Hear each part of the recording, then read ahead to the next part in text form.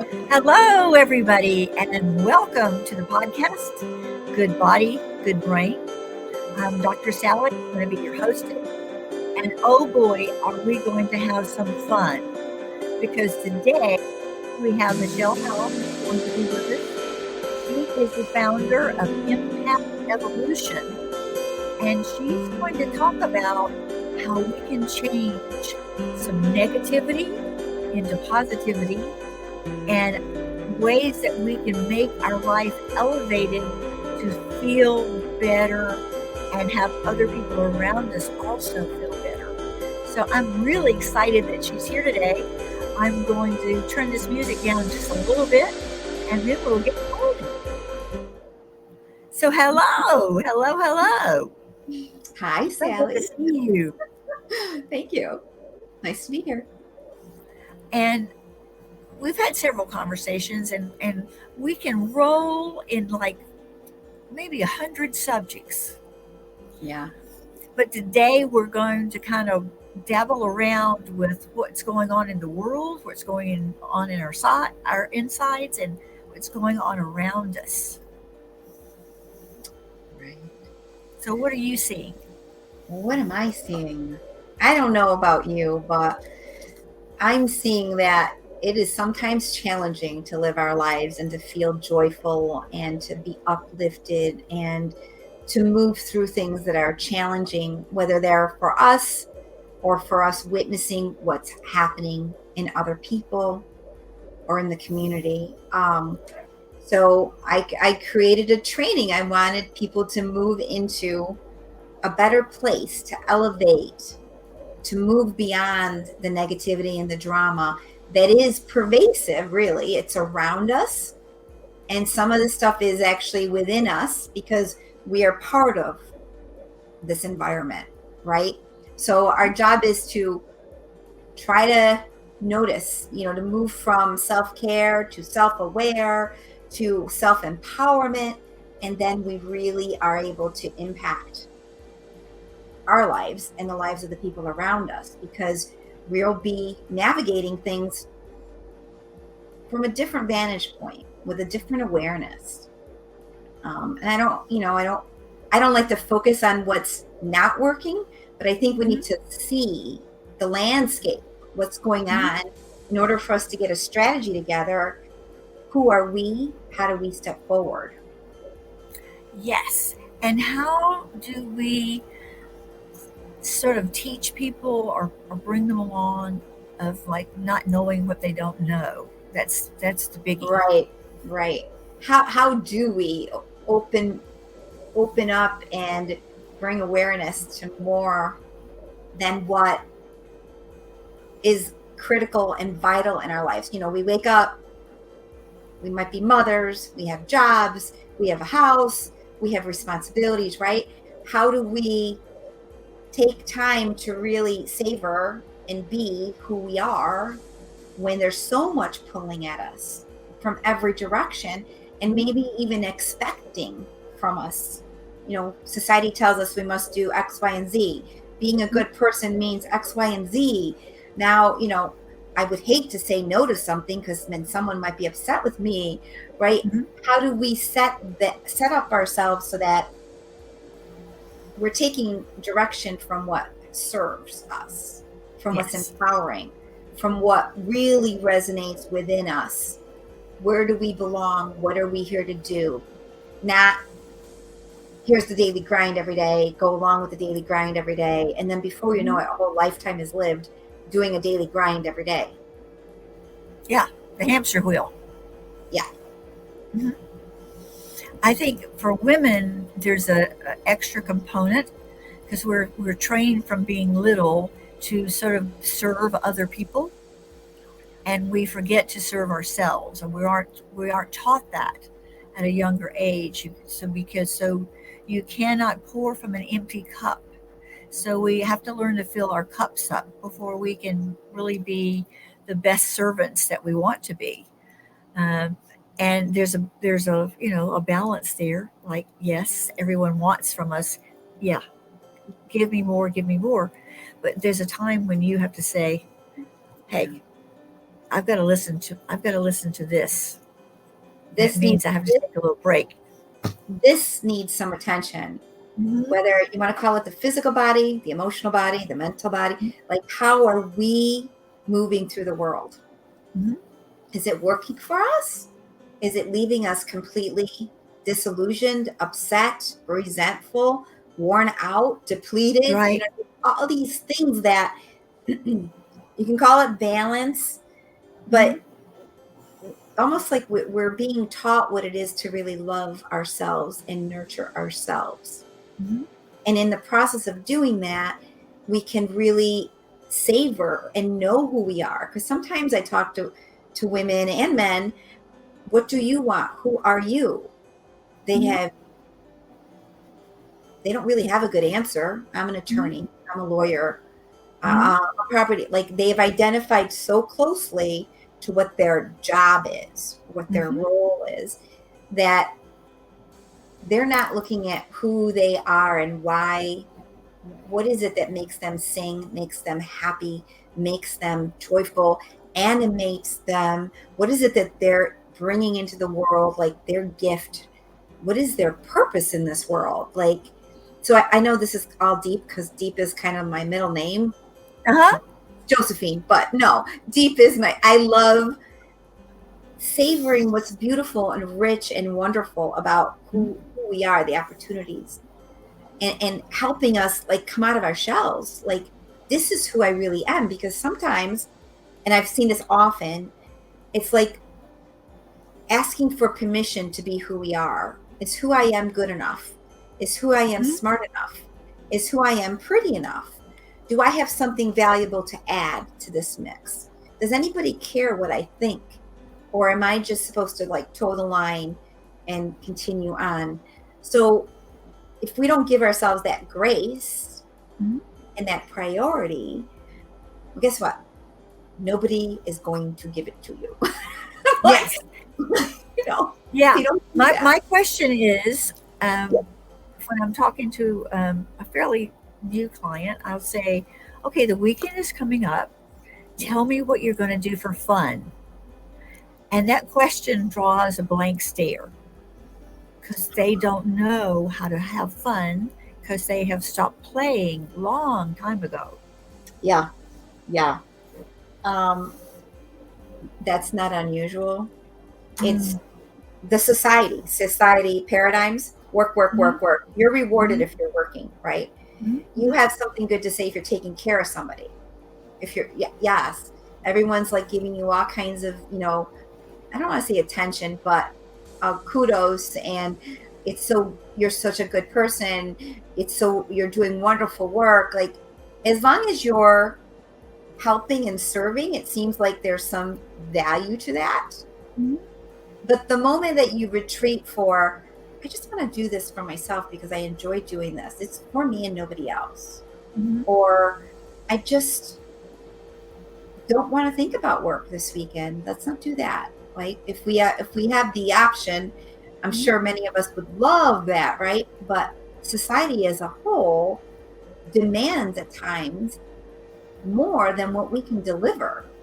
And it's funny because if you go to Europe, they have a completely different Oh, way. yes, yes. Completely. They don't live for work. Work is No. second and third on the Mhm. list. Your family? Number one. Mhm. Family is number one. They'll have weddings, confirmations, baptism, birthday parties during the week, and even take the day off for it. Yes. Yeah. So it's And culture, culture. good food and good Oh, company. I mean, and think Long about lunches. savor what that means. That means Mhm. that you're not striving all the time for work, work, work. Work is the Mhm. significance of my success, Mhm. and I need to work, and that's the grind that we do every day.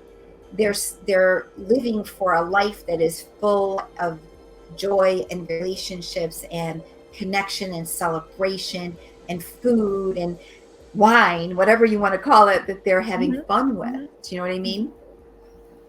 Yes, and they Oh, you're a don't. little frozen. Oh, Oh, I am. I yes. am. Just came You're back. okay. Did I freeze too? No, you got a little fuzzy though. Oh, okay. Yeah, who knows what the hurricane did to the internet? We're going to see. Yeah. But since we're podcasting, you know, it's just our voice. But we'll be on YouTube too. But anyway, so yes, Woo-hoo. that whole paradigm. Uh, if people have traveled to Europe, they're totally surprised that like the stores closed from 11:30 to 3 because people went home to have a really good lunch and have a nap. And then they open back up at 3 and they stay open until 10. And then they go have supper or dinner or whatever they call it. And they sit and like savor for hours talking about their day with each other. Yeah. And the cell phones are on the table, but nobody's looking at their cell phones while they're together. It's pretty amazing. I got to Now, spend 3 weeks in Italy a couple years ago. yes. Mm-hmm. After I grew up there. I spent 5 years when I was young in Italy. Mm-hmm.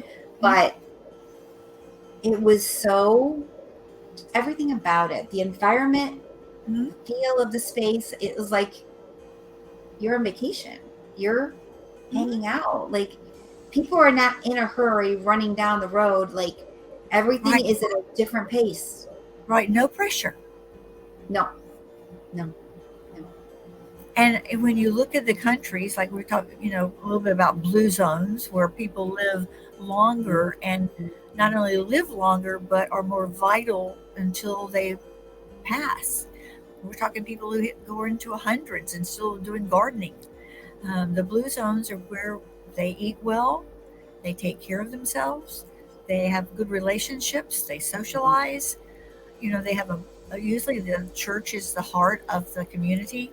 They do a lot of things with the church and also with socialization around that community. Well, And when there's you no think rush. about it, Nobody's rushing. well-rounded, relaxing, Mm-hmm. living, right? You're Yes. living. So Living, living is more than thinking. Mm-hmm. You can't think your way to a happy life. Mm-hmm. You're a human being. You're feeling your way to a happy life. When you allow yourself to savor what your life is, you're feeling it. Mm-hmm. You're not just running through it. Let me just get to the next thing. And I get, like, everything is at lightning speeds now. We can do so many things, and we want to do more things because we can snap our fingers and get there, right? Mm-hmm. But can we get there? What do we look like once we're there? Exactly. And we do it that way. So it's, to me, eliminating negativity, drama, it's about awareness, right?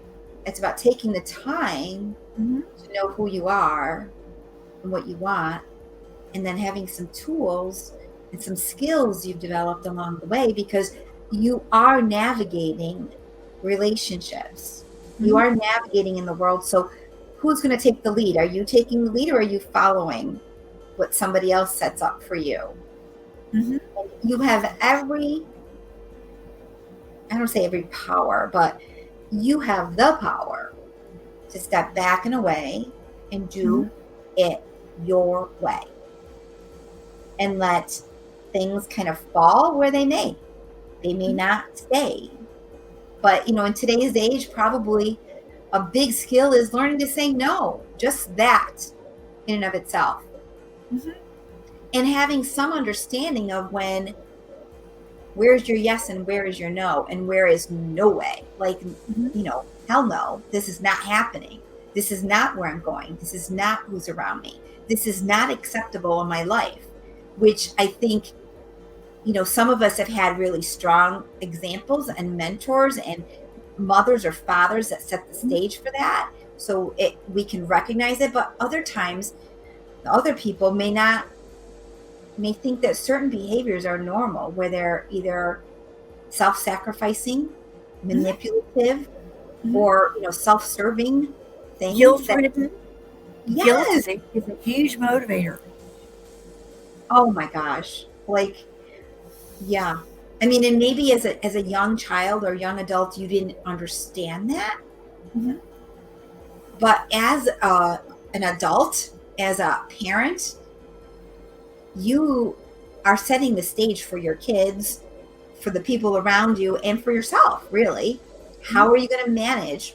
Is this healthy for you? How do you restructure the relationship or eliminate the relationship entirely because it doesn't work? Creates too Yes. many things. Yeah. Yes. And you bring up children, they're like sponges. They're creating their love map by watching you. Who am I going to marry? What will they be like? What will my family be like? That's a huge responsibility. They see you, they want to be like you, and so they'll emulate things that you're doing on so many different levels. They do. And you know what? In all the training that I do and the things I've learned along the way, a parent, you set the stage. Like you can diffuse a situation, you can amplify a situation. They're, whether they recognize it or not, they're going to copy your behavior. Not what you say your behavior needs to be, but what your behavior actually is. They're going to emulate it.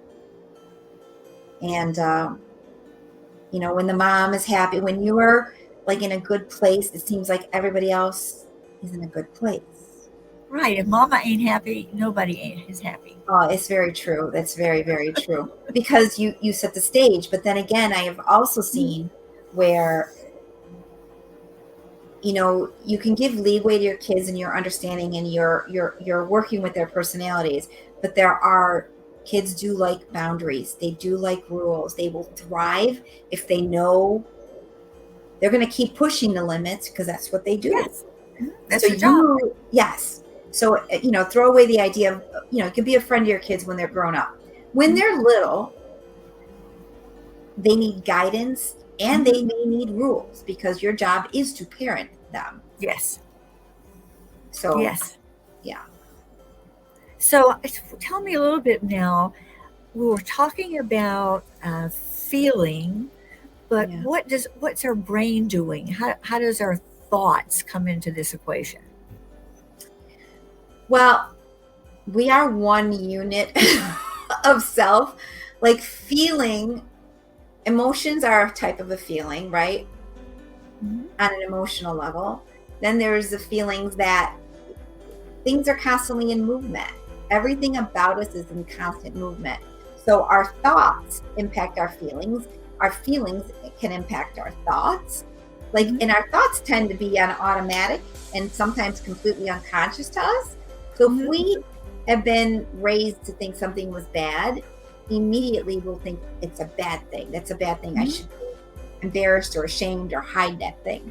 And that will impact how we feel because we just labeled what we do. We labeled ourselves as something. I should be ashamed of this behavior. I should be angry with myself. The words that we say, my mother doesn't love me. I'm not worthy. I'm so dumb. Whatever these sentences are that often are imprinted. They're things we've heard. We get them back again. They're gonna, if those thoughts make you restrict or get you really you come in, you try to be, you're shrunken, basically. You shrink, you're trying to hide, right? If they make you do that, they're not empowering thoughts. Right. They're hurting you, right? Yes. Thoughts are just thoughts. They're not concrete, but the thoughts, before anything can become concrete, you've got to think it. You know what I mean? So the more you think something, you think something negative, it becomes more concrete, more a belief. Yes. And that belief is now wants to be content, it will impact your choices going forward. Because it becomes a filter. Yeah, it's good word. Good word.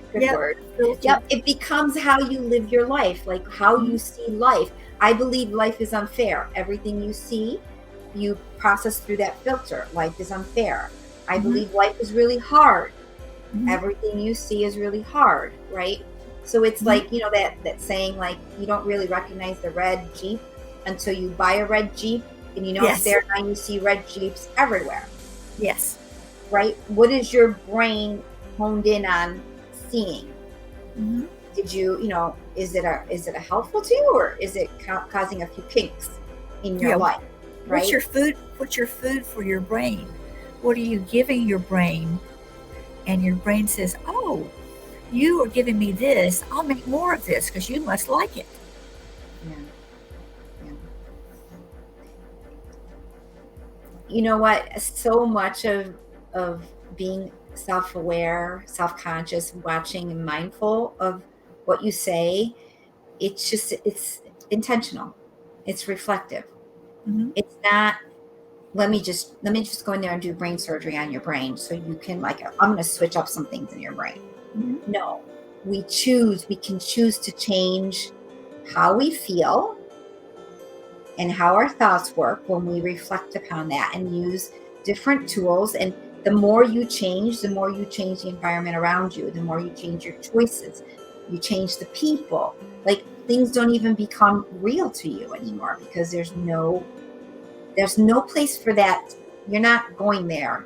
You're going over Right. here because every Yes. part of you wants this instead. Mhm. It's almost like, so this just came to mind, like, if you're used to eating the standard American diet, right? Yes. Sad. All you want, SAD.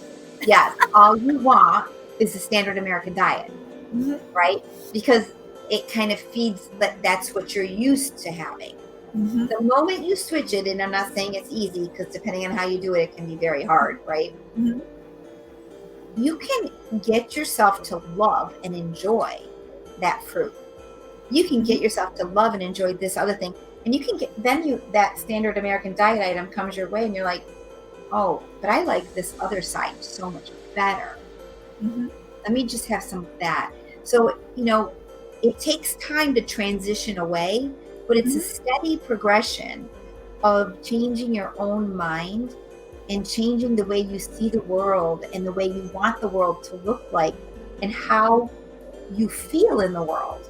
Mhm. So you're not just sitting on science and logic, you're looking at feeling as important, if not equally or more important than what your thinking mind is telling you. Mhm. So now you can follow your intuitive side, your Mhm. feminine Your side, gut. your gut. Yeah. Yes.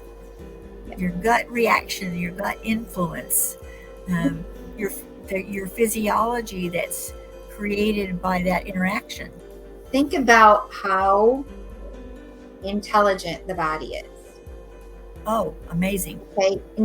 We don't have not an iota of understanding of Yes. how complex and intelligent this vehicle is. It takes Mhm. care of things I don't even know are happening while they're Mhm. happening, right? Right. So your body, if you start listening to it and tuning in, will tell you if it isn't a, you need to pay attention though. What is it feeling? What Mhm. is it telling you? And then that could be a source of information for you Mhm. and guidance for you. Mhm. Like, if I'm leaning toward, I've made decisions before based on my logical mind. Uh-huh. And then the day would come, the day came, and I needed to And go this. sign a contract. Mhm.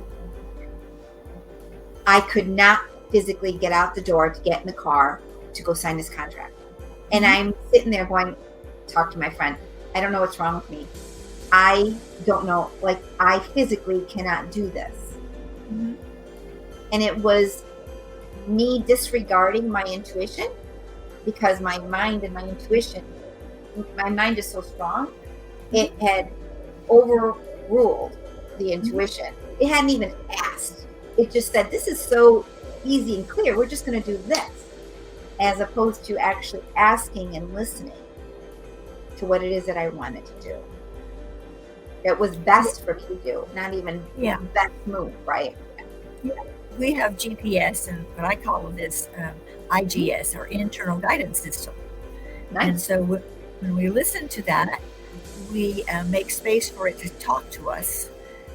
We are in a place where we're quiet and just ask, okay, Receptive, receptive, yes, yes, yes. receptive. In order to receive anything, Mhm. you need to be quiet. Yes. It's like And we're when we're praying, we're sending something up. right. When we're meditating, we're receiving something down. It's like this is like a two-way street going on here. No matter where that comes from. Sometimes it's our own. However we want to say it comes, it comes. Well, think of it as, um, you know, I am a spiritual teacher on top of, and a healer on top of all of this message to the world. It's about looking at yourself in this lifetime. This is the temple. You are a spirit in your body using this body, and the body is chemical, and the body is energetic, and the body has all these needs and functions that it has, and it's honoring and listening and getting familiar with what that is instead of like taking for granted. Mm-hmm. You know, I broke my ankle years ago, fluke accident. I didn't realize how important my ankle was. Yes. Like, until that moment where I could not use my ankle. I'm like, I cannot walk. I cannot. I'm like totally mystified as to, oh, how does this ankle work? This is pretty cool how this like, and it's A lot all of bonds in there. yes, I know. Who knew I had all that in me? Who knew that it would be able to withstand a surgery and come back around, and then the muscle, like, it's honoring like each phase. And I remember my mother at the time, she looked at me because I was 8 weeks on the couch, 8 weeks not being able to do much. I don't know how you're handling this so well. She looked at me because my mother doesn't stop, right? And I'm like, Mom, what do you want me to do? Like, I have no choice here.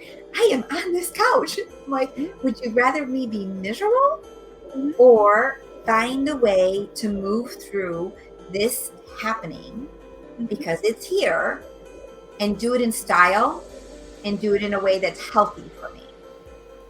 And maybe even speed up healing. Yes. Yeah. And I'm going to give you another example that came with that breaking my ankle. So I was afraid. I had surgery. I was afraid of the pain I would feel in my ankle. So I didn't want to take codeine. I think I'm allergic to codeine. Last I checked, I was allergic. So I decided I'm going to take Advil. I'm just going to take Advil every 4 hours. And I was right on it. Well, my body started reacting very oddly. I started retaining water. I started having heart palpitations and went to the emergency room twice.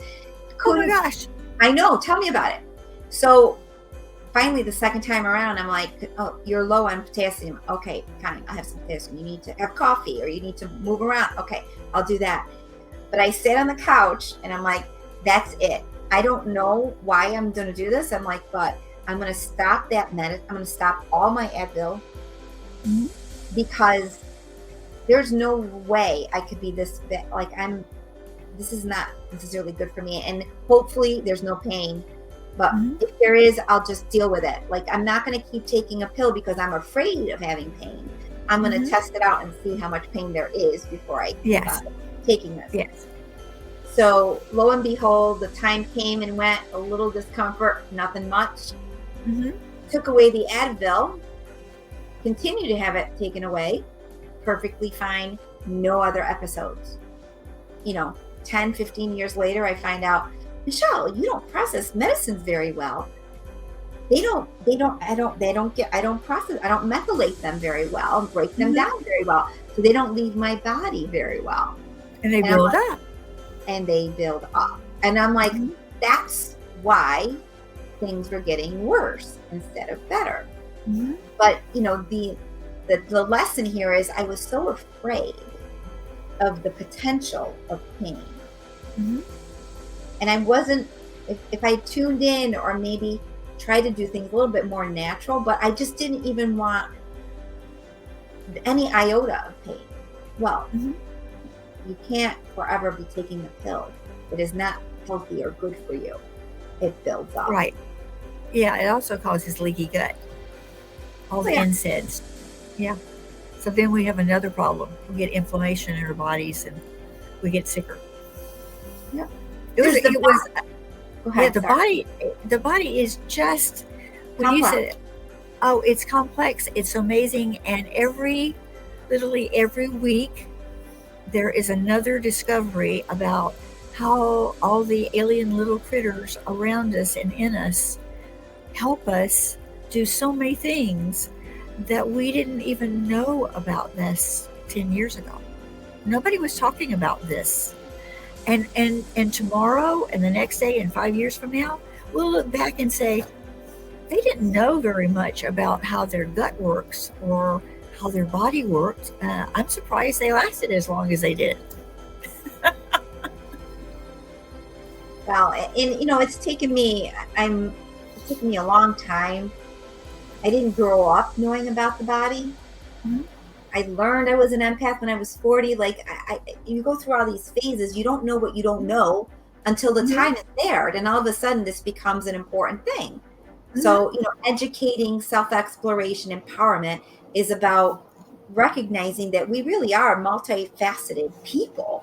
And there Mhm. are different tools and different ways to mitigate. There isn't one solution to anything. There are many different options. So What was it when you were 40 that actually sort of like gave you the inkling that there was a label on what you were experiencing? interesting.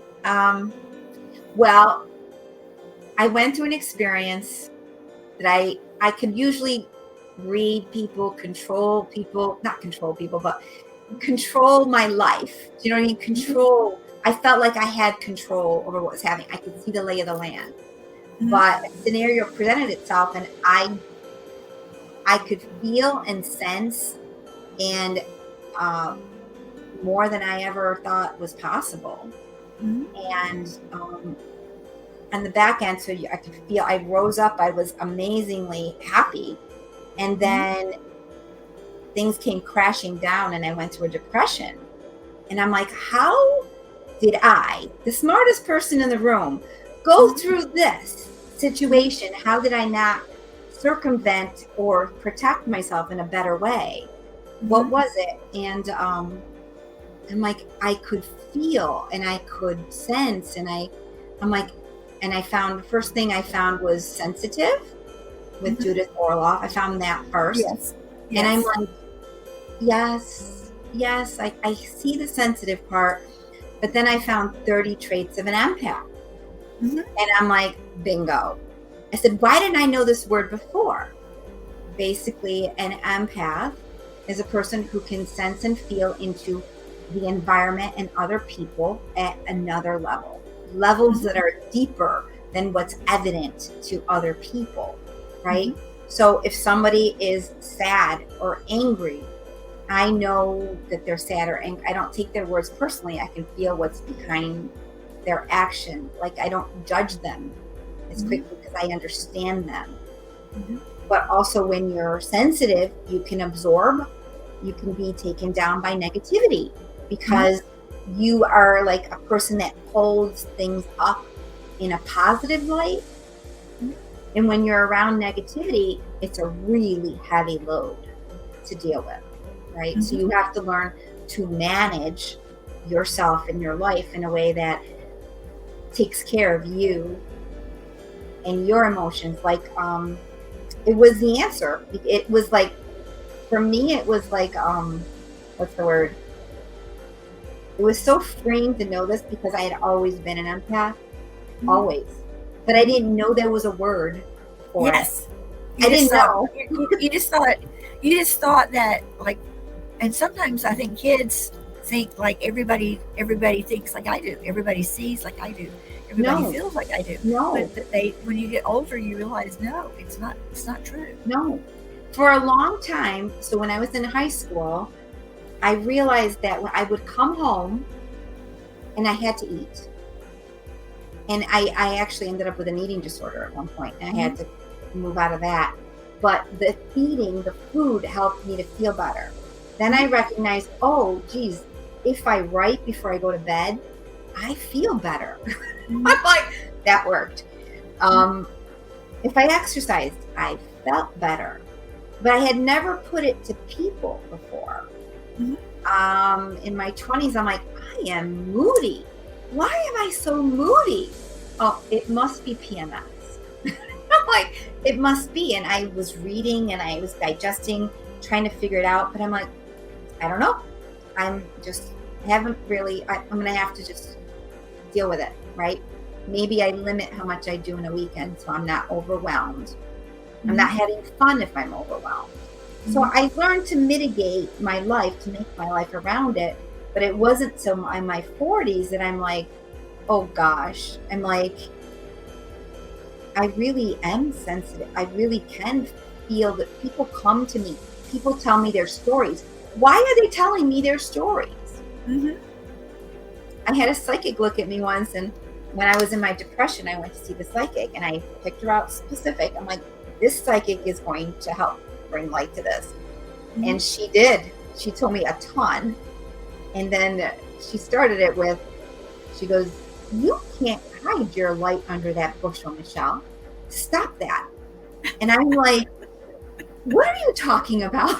Like, what bushel and what light? I'm like, somebody please turn on the light because I have no idea what you're talking about. But it has to do with who we are as a soul in this body.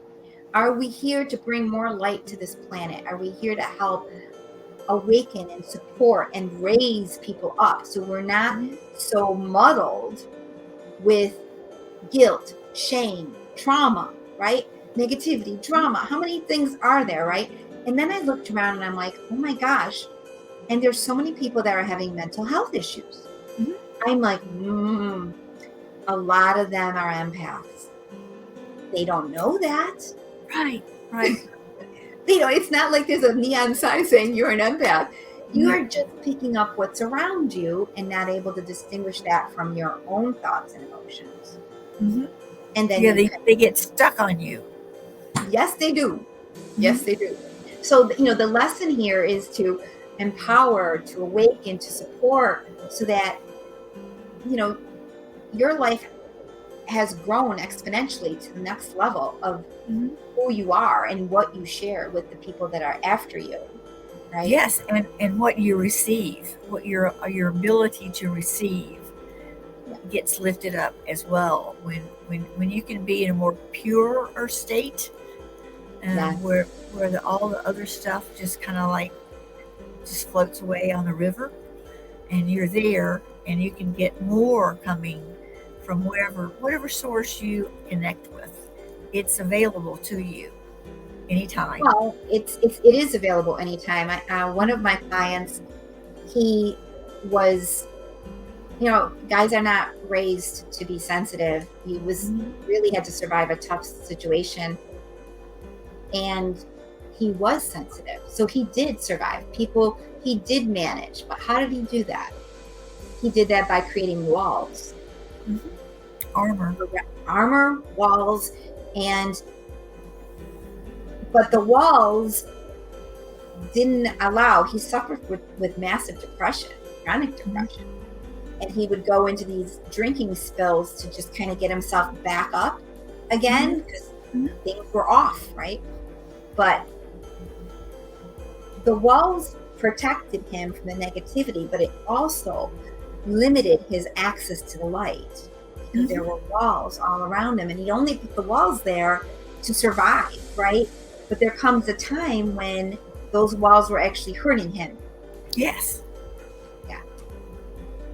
It's very painful sometimes too to let some of those walls crumble a little bit, because then you start to see both sides and what you've been missing. You start to feel.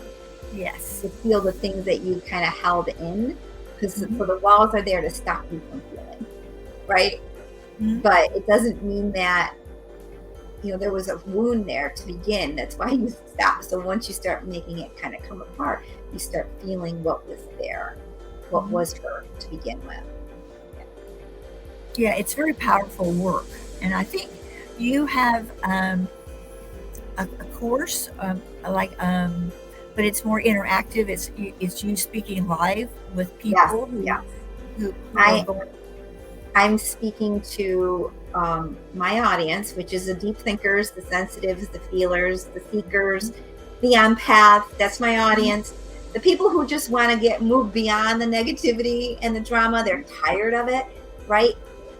It's running over 4 days at the end of July 23rd, 24th, 25th, and 27th. It's live with me. And then there's some questions. There's an extended question and answer session afterwards if you want that as well. But the point is to bring as much knowledge to the table, as much for those that follow me, so that you can change your life. This is what it looks like. This is why it's here. This is what you need to know.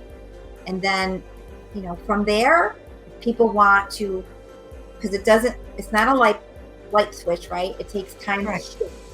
If people want to move beyond that, I have a 4-month course, and I'll be doing that 4-month course yearly. So, reach out to me. If this one doesn't work, another one might work for you.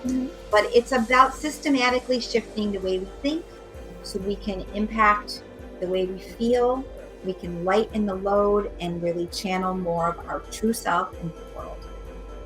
Yes. And, honor what that is instead of rummaging past it, ignoring it, dumbing it down, avoiding it.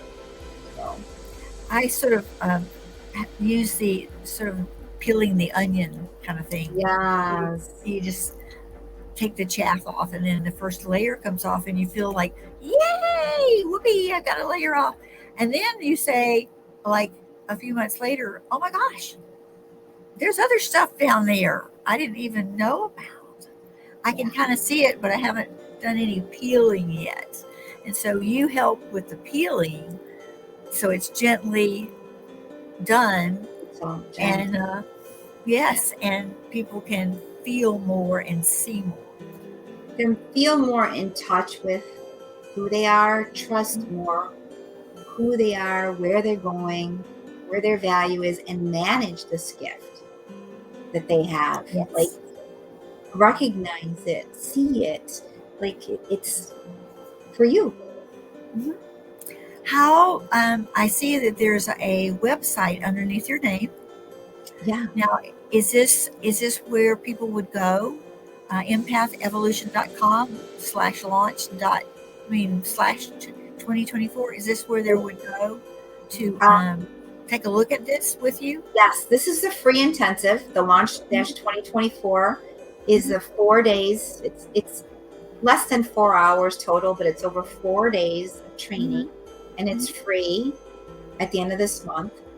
And then the program will be unveiled at the end of that for people to see. Or you can just go to empathevolution.com and set up a time to speak with me, contact me, and I'll tell you more about it. Wonderful, wonderful. There's plenty of people, I'm sure, online today who are feeling that sort of negativity and are wondering, like, am I just a negative person, or am I picking up all the other stuff in the world? And basically what's going on. And so this would be a good way for them to kind of figure it out, in a very safe, nurturing environment. From somebody who's not going to tell them, hey, you're just too darn sensitive. Why don't you stop it? It's true. It's so true. That is so what they heard when they were growing up, right? There's a lot of people that really get it. And that's what you get back. You're too sensitive. Stop being taken as personal. It's got nothing to do with any of that. It's just got to do with the fact that you can sense what's happening. You are more porous. The environment matters. And that matters for you. Otherwise, your quality of life is impacted by that. Absolutely. Oh, we could sit and talk for hours, literally, over so many things. This has been a great little slice of your wonderful range of background and intellect, and it's been delightful for me to be able to sit with you and hear about your program and all the good you do in the world, because we need more of you everywhere. Thank you, Sally. So it's been so wonderful, and thank you so much for being here. Please look at the show notes. All the things about how to contact Michelle will be in the show notes, and some of her bio. And you can find them in every podcast. Just about there are in 7 podcasts, and in a little bit, this will also be on YouTube as well, so you can actually see us if you want to do that. So thank you so much. It's been wonderful. And thank you so much, all the people who are listening out there. Please get in touch with Michelle if you have any inkling that you might be one of those too sensitive people, and join the club. So aloha, and thank you for watching. Bye, everyone. Bye.